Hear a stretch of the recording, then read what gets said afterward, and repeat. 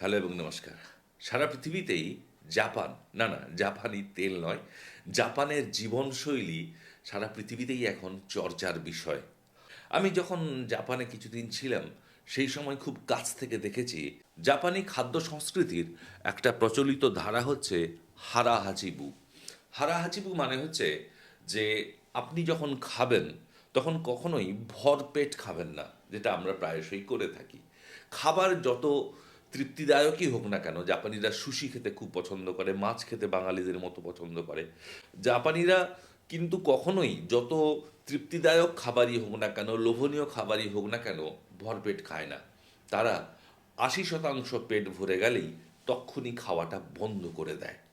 এতে যেমন হজমের সুবিধা হয়, হজমের সুবিধা হলে মন প্রফুল্ল থাকে, সব থেকে বড় কথা, দীর্ঘ মেয়াদে এটি ওজন নিয়ন্ত্রণেও সুবিধা হয়। সকালবেলা টোকিওর আশেপাশে বা যে কোনো শহরের আশেপাশে যদি আপনি যান, দেখবেন জাপানিরা অত্যন্ত রিগারাসলি অল্প সময়ের জন্য হলেও সামান্য হালকা ব্যায়াম, স্ট্রেচিং এই সমস্ত করছে। এই পদ্ধতিকে বলা হয় রাজিও তাইশো। অদ্ভুতভাবে রাজিও কথাটির অর্থ হচ্ছে রেডিও, আর তাইশো কথাটির অর্থ হচ্ছে ব্যায়াম। জাপানিরা এই রাজিও তাইশো অর্থাৎ সকালে হালকা ফ্রি হ্যান্ড এক্সারসাইজ এটিকে এতটাই মেনে চলে যে সকালবেলা রেডিওতে এই স্ট্রেচিং করার বিভিন্ন পদ্ধতি সম্প্রচার করা হয়, এবং জাপানিরা যে কোনো পার্কে গিয়ে এই রেডিও শুনে শুনে এই স্ট্রেচিং, ফ্রি হ্যান্ড এক্সারসাইজ এগুলো করে। জাপানে আর একটি রীতি রয়েছে, তার নাম হচ্ছে ওফুরো। ওফুরোর অর্থ হচ্ছে স্নান করার পরে বাথটাবে গরম জলে নিজের শরীরকে ডুবিয়ে রাখা। জাপানিরা বিশ্বাস করে যে দিনের শুরুতে এবং শেষে যদি আপনি আপনার শরীরকে গরম জলের সংস্পর্শে নিয়ে আসেন, গরম জলের বাথটাবে স্নান করেন, এই গরম জলে রাত্রে স্নান করার পরে সারাদিনের ক্লান্তি চলে যায় এবং অফুরোর ফলে ঘুমটাও গভীর হয়। এরপরে যে অভ্যেসটির কথা বলবো সেটি হচ্ছে জাপানি চা পান করা, যার নাম হচ্ছে চালু।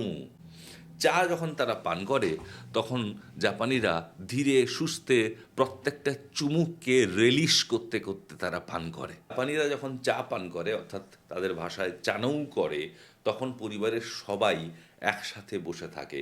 এইভাবে পরিবারের মধ্যে একটা বন্ডিং তৈরি হয়। জাপানি জীবনযাপনের আরেকটি বড় অংশ জুড়ে রয়েছে ঘুম। দিনের বেলা ঘুমিয়ে নেওয়া জাপানে সামাজিকভাবে স্বীকৃত। জাপানের বড় বড় কোম্পানিতে আমি দেখেছি সেখানে দিবানিদ্রার ব্যবস্থা রয়েছে বা ইনেমুরির ব্যবস্থা রয়েছে। কারণ জাপানিরা বিশ্বাস করে দিনের বেলা একটু ঘুমিয়ে নিয়ে একজন জাপানি বাকি দিনটা আরও বেশি মানসিক শক্তি নিয়ে নির্ভুলভাবে কাজ করতে পারে। কারণ জাপানিরা ওই টেবিলে ফাইলের আড়ালে ঘুমোয় না, জাপানিরা ছলচাতুরি করে না। আরিগাতো, আরিগাতো মানে হচ্ছে ধন্যবাদ বলা।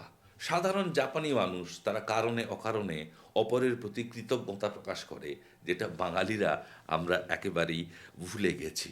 কৃতজ্ঞতা যে প্রকাশ করে তিনি যেমন ছোট হন না, যার প্রতি কৃতজ্ঞতা প্রকাশ করা হয় তিনিও মনে মনে একটা গভীর প্রশান্তি অনুভব করেন। জাপানিরা ইকিগাইতে বিশ্বাস করে। ইকি শব্দের অর্থ হচ্ছে জীবন, গাই মানে হচ্ছে মূল্য। অর্থাৎ জাপানিরা বিশ্বাস করে যে জীবন অমূল্য। বেঁচে থাকার মানে হচ্ছে এই মূল্যবান জীবনটাকে পরিপূর্ণভাবে উপভোগ করা। জাপানিরা বিশ্বাস করে কখনো কারুর উপরে আপনার পছন্দ জোর করে চাপিয়ে দিতে নেই, বরং অপরের যেভাবে জীবনের অর্থ অন্বেষণ করছে তাকে রেসপেক্ট করার নামই হচ্ছে জীবন। জাপানিরা নিজেদের ইচ্ছা অনিচ্ছাকে অত্যন্ত যেমন প্রাধান্য দেয়, তেমনি অপরের ইচ্ছা অনিচ্ছাকেও একইভাবে সম্মান করে। পরের যেটা প্রথা জাপানিরা বিশ্বাস করে সেটি হচ্ছে কাইজেন। কাইজেন মানে হচ্ছে ক্রমাগত উন্নতি। জাপানিরা ছোট্ট ছোট্ট পায়ে এগিয়ে চলতে পছন্দ করে। অর্থাৎ আমরা যেমন করি, একদম শুরুতেই এবিসিডি শিখিয়ে তারপরেই একদম গল্পের বই ইংরেজি হ্যারি পটার এনে বলি বাবা তোকে এটা পড়তেই হবে। একজন জাপানি কিন্তু কখনোই এই কাজটা করবে না। জাপানিরা বিশ্বাস করে যে ছোট্ট ছোট্ট লক্ষ্যে কাজ করে যাওয়ার নামই হচ্ছে উন্নতি।